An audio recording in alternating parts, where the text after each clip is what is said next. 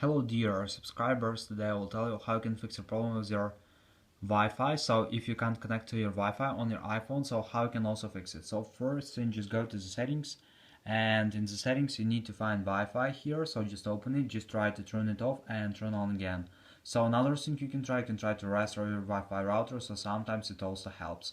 And if you still have the error, so you can also just try to tap on your Wi-Fi network and just choose forget this network.